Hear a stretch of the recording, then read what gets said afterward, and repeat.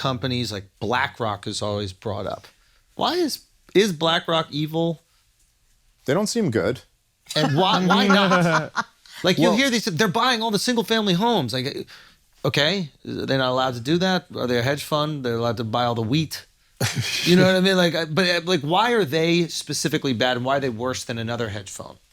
Well, I think it's as simple as that they're they're the biggest, They're the or best so they can inflict the most them and a damage. few others, and it's just you just see kind of like this thing being consolidated into like just what it's like Vanguard and you know, there's like a couple really big ones, but it's also just that they're like in these like crazy corrupt partnerships. Like it's not, you know, it's like if a company gets really big organically, like just in the market, I mean, it's like you rarely see people angry about that. Nvidia is a good example. Well, it's anything where it's voluntary.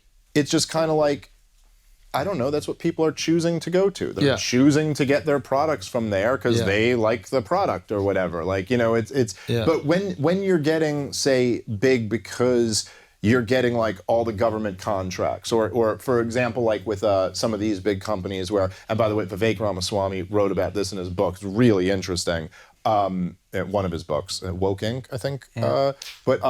Where it's like they'll have these like state pension funds. So they have the pensions for every government employee in like California, say. So they've got like just billions and billions of dollars, because, you know, the only people who have good pensions are government workers anymore. And so they get to choose where they're going to invest that money. And they'll be like, oh, okay, we'll invest it in these companies, but only if you meet certain DEI standards, or only, you know what I mean? So it's like impose their will on the company. Yes, they kind of impose their own cultural agenda through financial means, but it wasn't like a bottom-up thing. Like whenever it's a bottom-up thing, you don't see this type of like resentment over it. Like if there's like a bottom-up thing, like I do think like the acceptance of like gay marriage was very much a bottom-up thing. Eventually people were just like not everyone was cool with it. It took some of us longer than others, but you know what I mean? Like, but it's like, but this is different. Like this stuff all being pushed is totally top down.